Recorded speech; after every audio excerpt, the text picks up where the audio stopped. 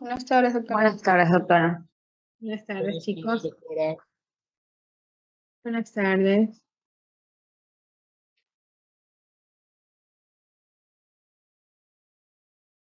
Bien. Confírmenme si terminamos lo que era reflujo gastroesofágico. Sí, doctor. Ya. Antes que todo, bueno, me olvidé decirles al grupo de ayer, pero la próxima semana vamos a tener lección de los temas dados. Así que hoy tengo que mandarle las diapositivas a ustedes y a los otros grupos, ¿ya? Sí quisiera que, así como habíamos quedado, me hagan ustedes ya están divididos en grupos, ¿verdad? Entonces yo quería que por cada grupo saquen... Sí, doctora, yo le pasé el listado. Sí, por cada grupo hagan unas 5 preguntas de cada tema para tener un banco de preguntas. Si me lo pueden pasar hasta el día, a ver, con ustedes estamos el viernes, así que ustedes pueden pasarlo hasta el martes, miércoles para yo revisarlo. Y de acuerdo a eso, tenemos la lección el día viernes. ¿Sí? Ya, también les quería informar que sí me aprobaron lo de las prácticas en el hospital, así que los grupos serían para los días sábados. Vamos a hacer dos grupos de 10, pero de un paralelo y de otro paralelo. O sea, que cada sábado irían 2 paralelos, grupos de 10. Una hora 10 alumnos, otra hora 10 alumnos. Eso es lo máximo que me permiten. Pero sí me pidieron que por favor todos sean muy respetuosos, vayan bien con el mandil cerrado, con su credencial, tienen que llevar su propia mascarilla, el hospital no puede dar nada de eso. Y bueno, siempre comportándose para que así las puertas siempre estén abiertas. Y yo voy a tener que estar con ustedes, obviamente, porque solos no pueden estar. Así que mientras más avancemos en las clases, sería mejor, porque así ya nos damos ya podemos realmente practicar, ¿verdad? Practicar en el paciente, porque algunas de las patologías que hemos visto pueden estar, pero quizás estén otras que todavía no hemos avanzado. Por eso es importante, por eso podemos ir empezando, entonces, si el tiempo lo permite, si Dios lo permite, para que ojalá puedan todos tener la oportunidad. Es lo que yo quiero. Vamos a empezar con un tema el día de hoy. Hoy vamos a tener 2 temas y con eso ya estoy al día con todos los octavos en cuanto a que estamos con los mismos temas para la próxima semana estar iguales, porque no me gusta eso de estar con unos más avanzados y con otros no.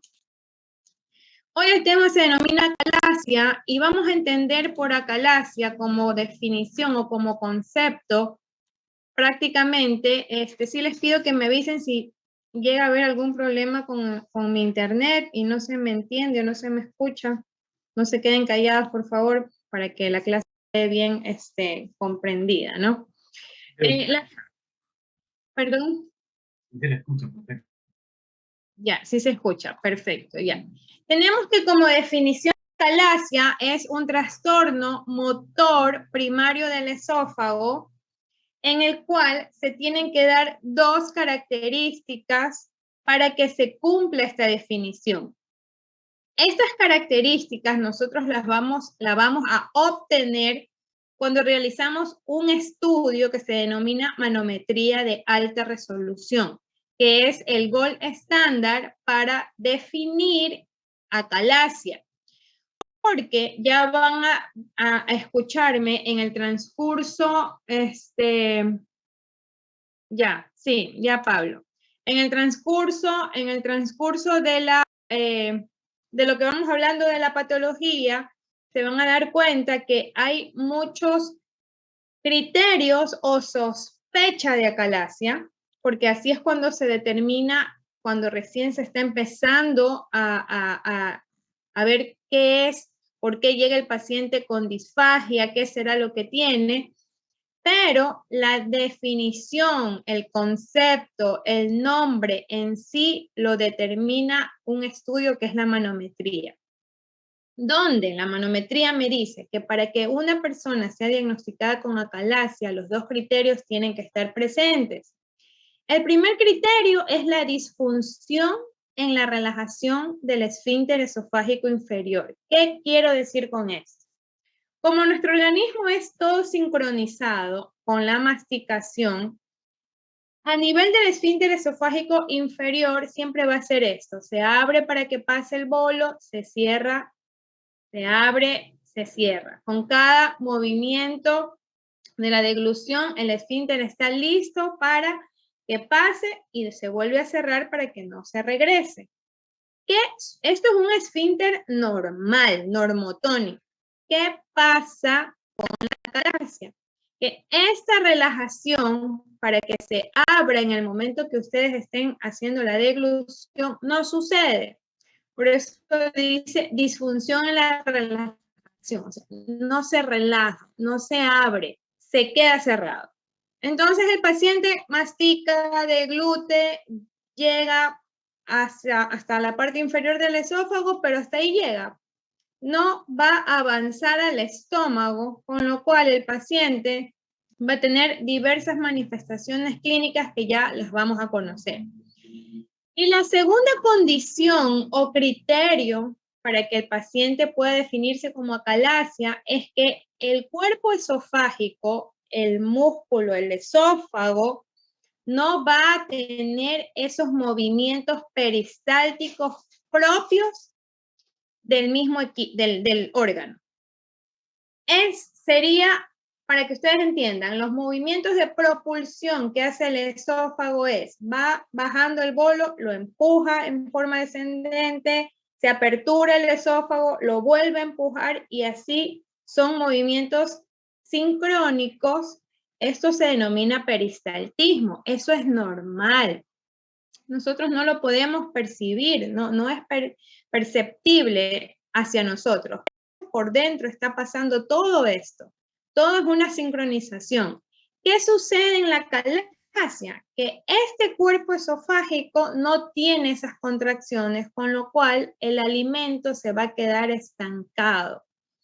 Entonces el paciente, la primera manifestación que va a presentar, ¿cuál sería? Sabiendo esto. La disfagia.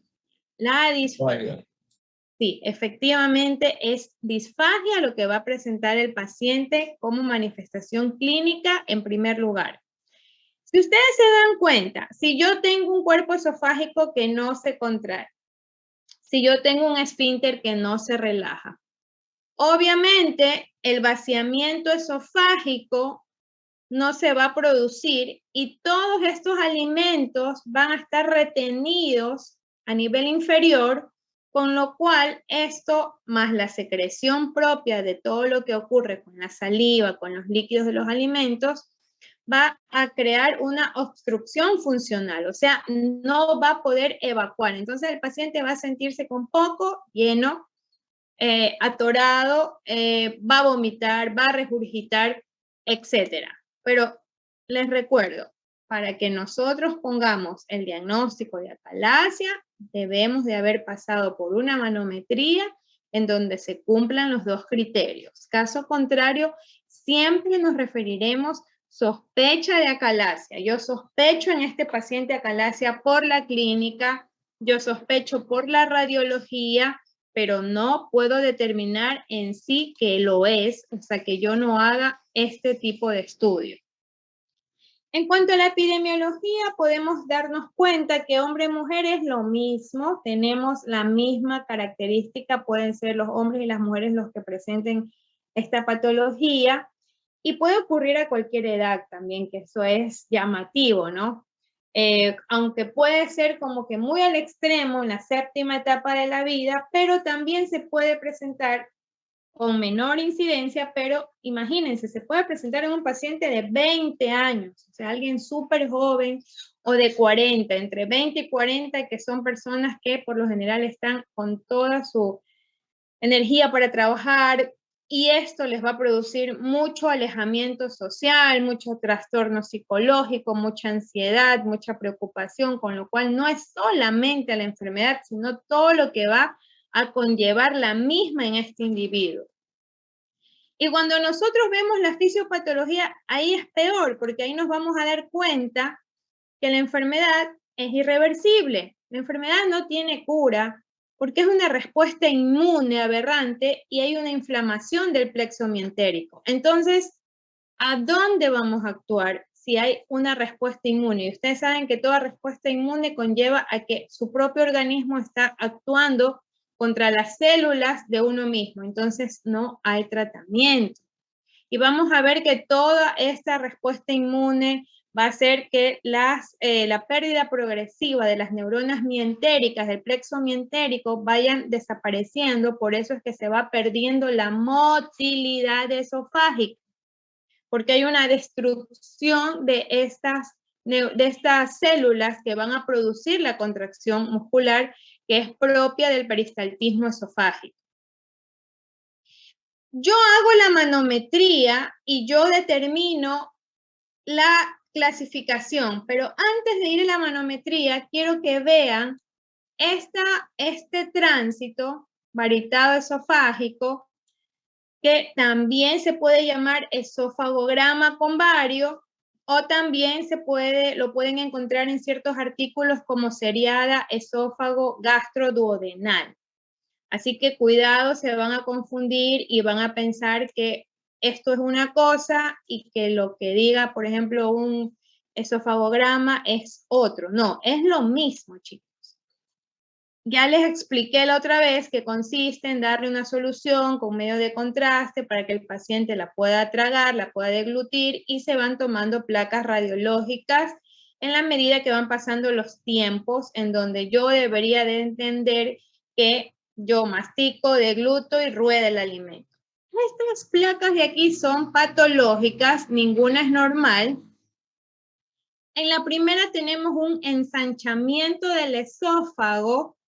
Ya, ¿por qué se ensancha el esófago? Porque al haber retención de alimentos, ustedes se han visto, me imagino que han de haber llenado quizás algún globito con agua en carnaval. Y si ustedes le ponen poca agua, se hace como larguito, ¿verdad?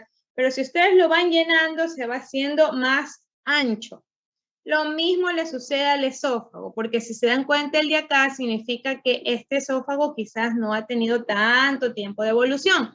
Pero el de acá sí, el de acá tiene ya más tiempo porque está más ensanchado. Y eso que hay esófagos más ensanchados en la medida que pasa el tiempo.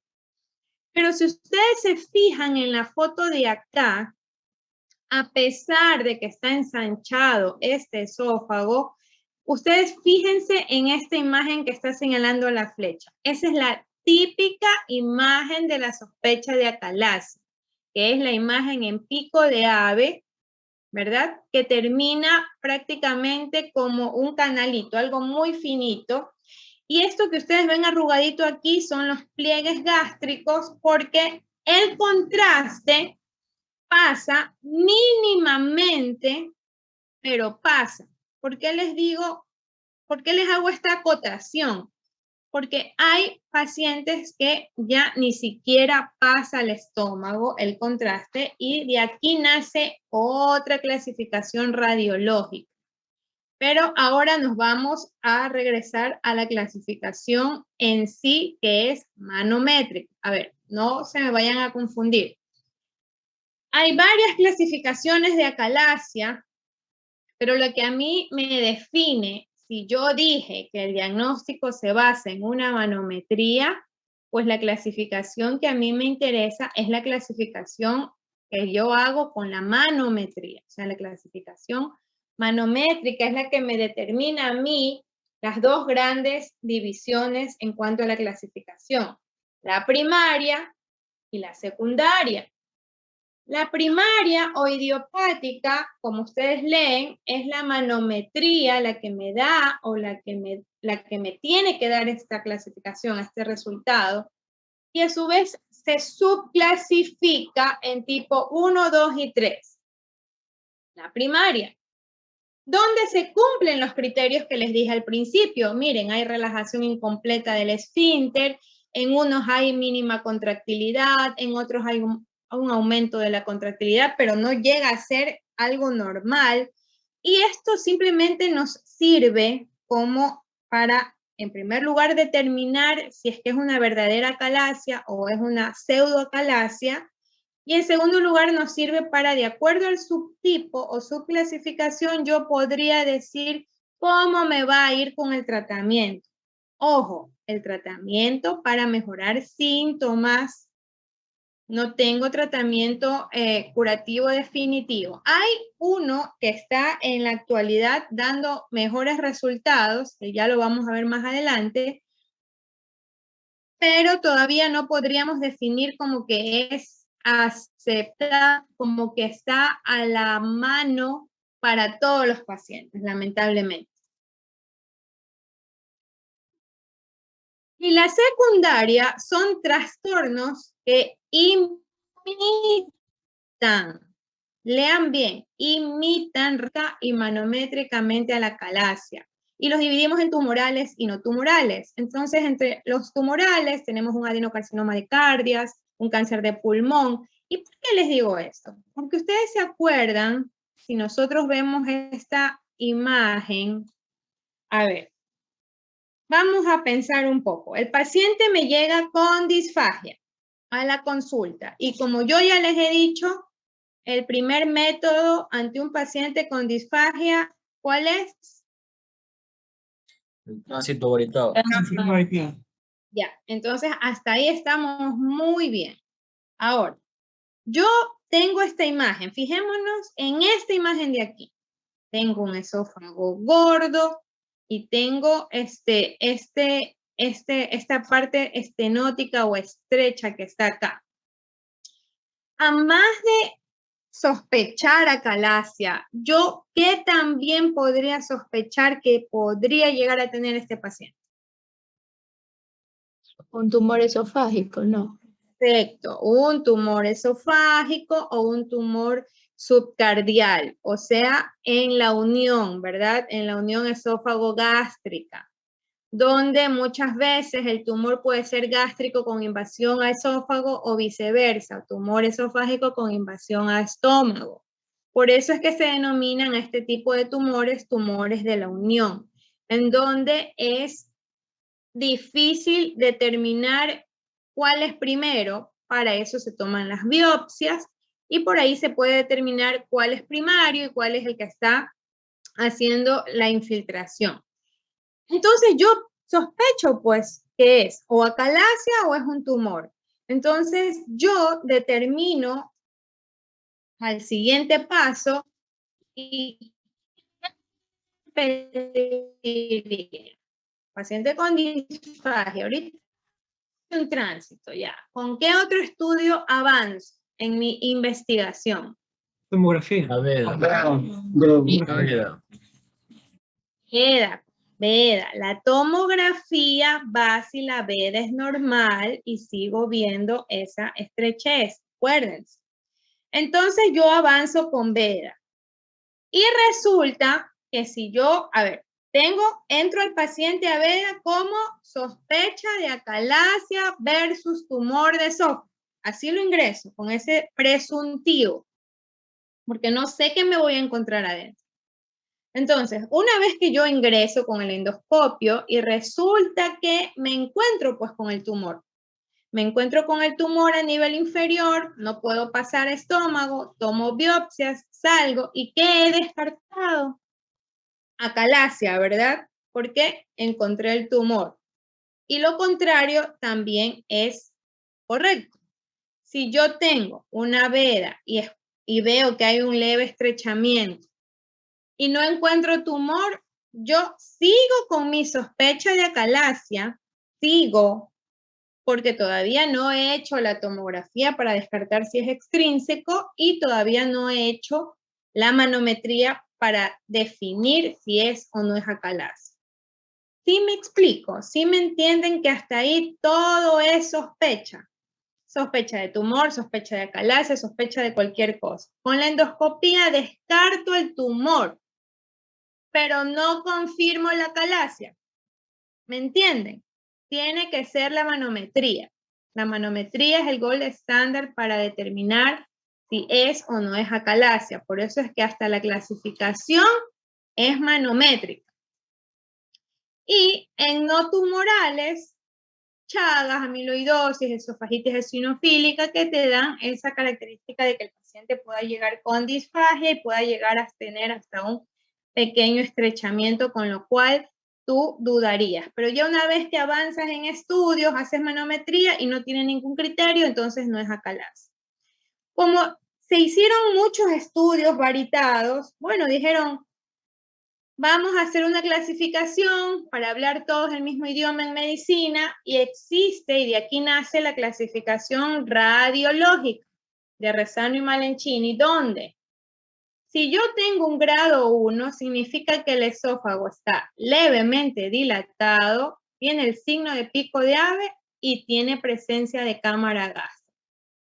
Entonces, ustedes están viendo, sería esta imagen. Ustedes me dicen, doctora, pero eso es levemente dilatado. Sí, si ustedes vieran otros esófagos que ya están en grado 4, entenderían por qué les digo que sí. Porque aquí se cumple el criterio que yo estoy viendo la cámara gástrica. ¿Sí se dan cuenta?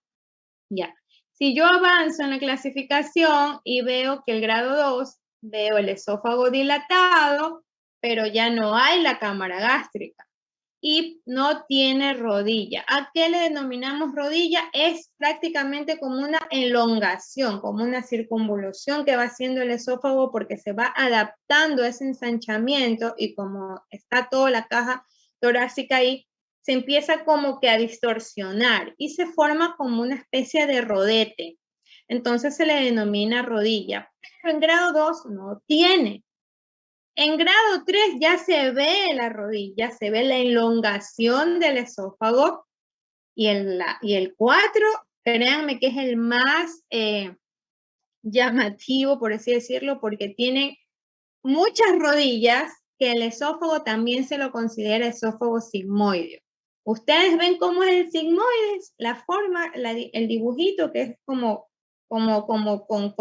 con cavidades. Así también se ve este esófago ya grado 4. Bueno, para que un paciente llegue a grado 4, créanme que tiene que, o muy descuidado, o sin familia, o vivir en un abandono, o qué sé yo, porque llegar a ese grado sin antes haber tenido valoraciones médicas es como que, no es imposible, pero es bien triste, por así decirlo, porque llegar en ese estado significa que nunca te atendieron, o sea, o que nunca pediste ayuda. Y lo hay, personas que viven en el campo, personas que no tienen familia, sí pueden llegar, porque de hecho sí lo he visto. Bien. La Asociación de Gastroenterología Americana hace una recomendación para cómo llevar a cabo el diagnóstico en estos pacientes. Entonces, son muy claros al decir que los pacientes con sospecha de acalasia, porque fíjense, hasta ellos lo dicen, sospecha, siempre la palabra es sospecha, deben someterse al esofagograma con vario, que ahí les dije que es lo mismo, el tránsito, deben someterse a una veda y deben de tener una manometría para confirmar diagnóstico. Es una evidencia fuerte, por eso ellos la ponen como recomendación. Y nosotros tenemos que aprender que así deberíamos de manejarnos. Cuando yo, después del tránsito, prosigo con la veda, quizás el 40% la van a tener normal, porque la endoscopía no es para que me aporte un diagnóstico de acalasia. La endoscopía es para descartar que no sea un proceso tumoral. Que les quede claro esa parte. La endoscopía es para yo sacarme de mi cabeza que puede ser un tumor y ya quedarme más claro, o en primer lugar con mi presuntivo de sospecha de acalasia. Que también puedo encontrar, aparte de que encuentre o no algo, podría encontrar una esofagitis, podría encontrar una esofagitis grado D de Los Ángeles, podría encontrar una candidiasis, o sea, podría encontrar tantas cosas que nada que ver. podría encontrar, si el paciente está con contenido en el esófago, obviamente voy a encontrar úlceras, voy a encontrar erosiones, voy a encontrar una mucosa alterada por la condición de este alimento que está en contacto con la mucosa. Entonces, puedo encontrar hasta alimentos que yo, como en esta foto, alimentos impactados que uno coge y los saca porque eso no va a pasar, el esfínter no se va a abrir. ¿Cuándo va a pasar esto? Esto no va a pasar jamás. Entonces, uno lo que hace es que puede extraer con las pinzas este tipo de restos y ya se imaginan el olor, ¿verdad? El olor que ha de tener todo eso putrefacto ahí. La manometría es el gold estándar, recuérdenlo. Los criterios se tienen que cumplir y no hago tanto énfasis en los criterios, chicos, porque la manometría es un estudio eminentemente y solo del gastroenterólogo. O sea, no lo maneja el médico general, no lo maneja la licenciada, no. Es del especialista en gastroenterología, el que hace la manometría. Entonces, ustedes lo que tienen que saber es que su paciente que está llegando a la consulta o que lo llevan a la emergencia, que está consultando por disfagia, ustedes lo que tienen que primeramente sospechar si es una orgánica o una funcional. Orgánica, tumor. Recuerden la primera clase. Y dentro de lo que es trastornos motores funcional tenemos a la acalasia. Y si ya es sospecha de acalasia, ir avanzando y pedir tránsito, pedir endoscopía y terminará con una manometría. Si ustedes saben eso, ustedes saben muy bien el manejo de estos pacientes, porque ya les digo, no es que no lo deban de saber, pero hay ciertas cosas que son muy de la especialidad y que ahondar en eso sería rellenarlos de información que a la final lo que ustedes tienen que hacer es las cosas prácticas cuando estén en el hospital o en el centro de salud. Eso es lo que ustedes tienen que saber. Bien.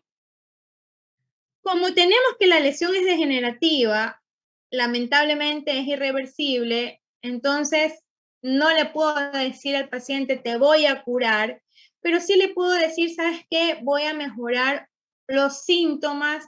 Vamos a ver cómo ayudamos a que tu vaciamiento esofágico se produzca y también tendríamos que prevenir complicaciones, que en este caso la que nos lleva al susto más grande es la broncoaspiración de un paciente que tiene este trastorno, porque tiene alimentos en el esófago 24 horas al día. Está ahí ese alimento retenido, ¿verdad? Tengo tratamiento farmacológico, endoscópico y quirúrgico. ¿Pero para qué? ¿Para qué les dije? Para paliar la manifestación, que es disfagia, ¿verdad? El paciente quiere comer, quiere saber, bueno, ya doctora, ya me explicó todo, ya, ¿cuándo voy a comer? ¿Cuándo? ¿Cuándo voy a comer esto? ¿Cuándo? Entonces, esa es la respuesta un poco complicada que nosotros no tenemos qué respuesta darle al paciente. Porque el tratamiento farmacológico, dentro de la recomendación, que es una recomendación fuerte, me dicen que justamente yo le voy a dar al paciente cuando está en etapas muy tempranas de la enfermedad y temporalmente. Lamentablemente, hay que decirlo que la disfagia, como cuando nos vamos al primer tema, yo les explicaba que hay personas que, no sé si les dije que hay personas que compensan esta característica de no poder pasar los alimentos. Empiezan a cortar más chiquitos los alimentos, empiezan a hacer cremas, ya no toman una sopa con todos los vegetales, sino que la licúan, hacen una crema, no se quieren comer la fruta, la hacen puré o se hacen una compota, prefieren tomar más líquidos que sólidos, o prefieren alimentos un poco más humedecidos. Por ejemplo, quieren pasar arroz, lo remojan y lo consumen de esta manera. Entonces, ellos van como que extendiendo el tiempo y no van a hacerse ver ante los primeros síntomas, porque deberían de hacerse ver y ahí es donde realmente se determinaría en fase temprana y podría ser candidato a un tratamiento farmacológico.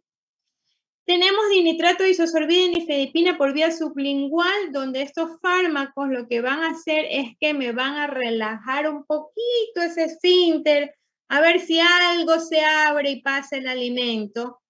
Pero como tienen efectos secundarios adversos, cefalea, hipotensión, taquifilaxia, no lo puedo utilizar a largo plazo. Entonces me queda como un puente para mejorar el tratamiento, para mejorar al paciente si yo quiero seguir haciendo otro tratamiento.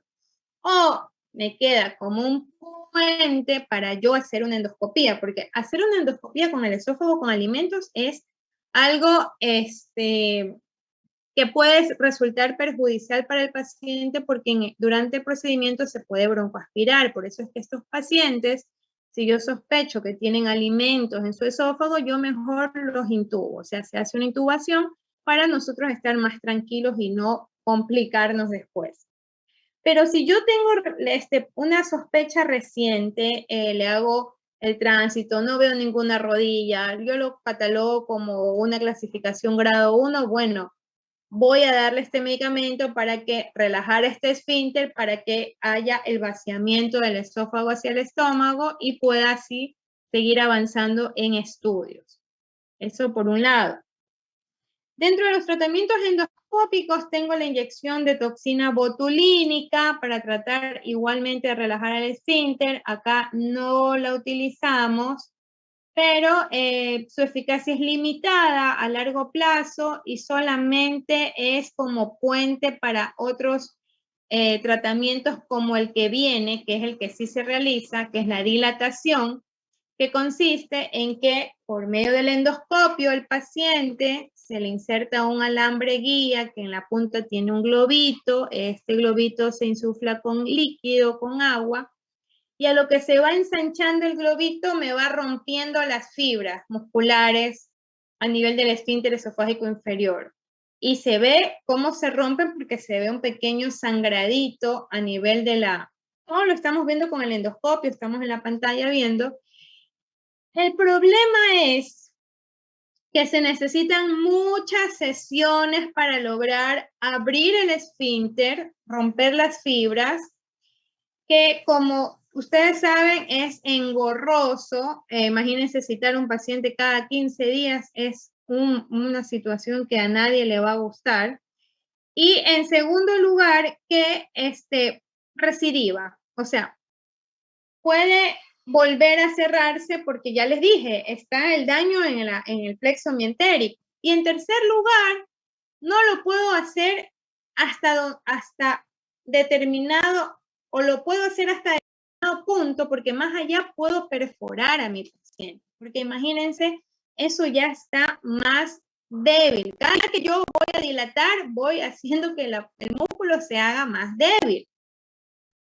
Con lo cual, tengo que ir con mucho cuidado si ya estoy en 3 o 4, 5 sesiones. Hay un momento en que uno tiene que parar y decir, hasta aquí llego, más allá de eso, ya no te puedo ofrecer nada, paciente, así que vamos a seguir viendo otra terapéutica. Stent esofágico no es recomendable, nos dice la Asociación de Gastroenterología, y aquí vemos la miotomía endoscópica peroral, que es una técnica avanzada endoscópica que nos está ayudando mucho, que es el trabajo que ustedes van a hacer para presentármelo, ¿verdad? Les voy a dar 3 días en donde cada grupo, por grupos, ¿verdad? Me van a investigar qué es la miotomía endoscópica peroral, POEM, me van a investigar cuánto se está usando y cuánta relevancia tiene en la actualidad. Quisiera que lo presenten o en Word, o en PowerPoint, o en PDF, máximo 5 hojas, y que me pongan la bibliografía de algún artículo que hayan encontrado del 2015 para acá, donde ustedes lo puedan explicar, ¿verdad? O sea, en la síntesis, en el resumen, y me lo entregan, estamos viernes. Bueno, hasta el martes me lo pueden entregar porque están sabiendo que es sábado y domingo, que es feriado, ¿no? Es feriado. En mi cabeza tengo feriado, que es fin de semana. Entonces, quedó clara esa parte, ¿verdad? Ya. La otra forma es el EndoFleet, que esto es una dilatación muy parecida, el Exofleet, muy parecida a la que ya dije. ¿Cuál es la diferencia? Que tiene un sistema integrado que al yo dilatar me dibuja en un software hasta dónde puedo llegar y donde se van poniendo los colores dependiendo de cuánto puede soportar ese software. Entonces es como un dilatador, solamente que me va a decir, basta, hasta ahí llegaste, no vas a dilatar más porque hay peligro de presión. En cambio, en el otro yo voy como que a la buena de Dios, me explico, voy viendo, voy viendo, voy viendo. El de acá es tecnología, pero el principio es el mismo, es dilatación. También el otro tema que ustedes van a investigar es la miotomía de Heller más la funduplicatura parcial antirreflujo, que es el tratamiento, uno de los tratamientos quirúrgicos, miotomía de Heller más funduplicatura parcial. Asimismo, máximo en 5 hojitas, son 2 trabajos. Y el tratamiento quirúrgico más radical sería una esofaguectomía. ¿A quién yo le haría una esofaguectomía? De acuerdo a una clasificación radiológica que ya vimos. De grado 4. Yo le haría al grado 4 una esofaguectomía porque en ese esófago, en primer lugar, con esos contorneos que tiene, ni siquiera avanzo a hacerle la endoscopía. O sea, ni siquiera podría avanzar a hacer la endoscopía. Es un mega esófago que va a tener ese paciente en donde la única posibilidad sería hacerle un ascenso gástrico para que el paciente después pueda tener una masticación y deglución por la vía fisiológica, por así decirlo, ¿verdad? Porque realmente sin esófago no es lo mismo, pero bueno, se va adaptando y a la final el paciente quiere alimentarse. Miren, chicos, todo puede parecer bonito, pero no es calidad de vida un paciente con acalasia. No es, como ustedes se dan cuenta, son muchos tratamientos invasivos, muchas terapéuticas que no le estoy asegurando el 100% que va a tener mejoría. Hay recidiva, hay estenosis post dilatación, con lo cual le creo una segunda complicación al paciente. En cualquier momento de la dilatación puedo perforar al paciente, puedo desangrar al paciente, o sea, no es como que tan agradable decirle que tenemos varias técnicas, pero que quizás no vayan a funcionar. El POEM, ya ustedes lo van a leer y a estudiar, el POEM lamentablemente no es de dominio de todos los gastroenterólogos. Eso se hace como una especie de fellow o algo muy aparte de la especialidad para tener un entrenamiento en POEM, porque es algo que no lo haces dentro de la formación. Actualmente quizás, pero no es como se ha venido llevando, por eso es que pocos hacen la técnica de POEM. Entonces, por eso, bueno, en Ecuador hablo, ¿no? En otros países es común hacerlo. Y nunca olvidar que nosotros cuando tenemos un paciente con acalasia, tenemos un paciente con una lesión preneoplásica porque podría terminar en un cáncer epidermoide o en un adenocarcinoma con los años, por lo cual cuando yo ya tengo un paciente diagnosticado, le tengo que hacer una endoscopía cada 3 años después de 10 años de evolución. O sea, a más de todas sus dilataciones, a más de todo, vente para cada 3 años te hago la endoscopía de control. No andan bien de ánimo estos pacientes hay que manejarlos con psiquiatría, con psicólogo, porque son muy malhumorados, por decir algo. Son malhumorados, porque avanzan, arrancan con toda la predisposición. Después de una dilatación, ven la mejoría, pueden comer, pasa el alimento, pero después se vuelven a estenosar, o sea, se vuelve a cerrar, con lo cual ese vaivén no lo logran manejar si no es con ayuda psicológica, psiquiátrica, que hay que darle como contención a mi paciente con acalasia. Ahora ustedes pónganse en el lugar de un paciente con acalasia a la edad de ustedes. Terrible, ¿verdad? No porque el viejito no importe, no porque el viejito, ay, ya si tiene 70 años, ese no importa que le dé acalacia. No es eso, chicos, sino que quizás una persona adulta mayor tiene más experiencia y sabiduría en decir, bueno, tengo 70 años, me explico, o sea, es una enfermedad, es porque estoy viejito, quizás porque no me cuidé en mi juventud, o sea, es como que poner mil excusas. Pero ¿y alguien de 20? ¿Qué le espera? O sea, ¿cómo mejora su calidad de vida un chico de 20 años que no lo puedes invitar a ningún lado porque no puede comer, porque está flaco, porque está desnutrido, porque regurgita, porque vomita? Es complicado, ¿no? Pero bueno, las técnicas que les estoy diciendo que las van a investigar nos va a sacar mucho de esta sensación de que no puedo hacer más por el paciente, porque sí hay cómo hacer, sí se puede hacer, solamente que se las dejo para que ustedes la tengan de tarea. ¿Alguna pregunta? Si no, para avanzar al siguiente tema.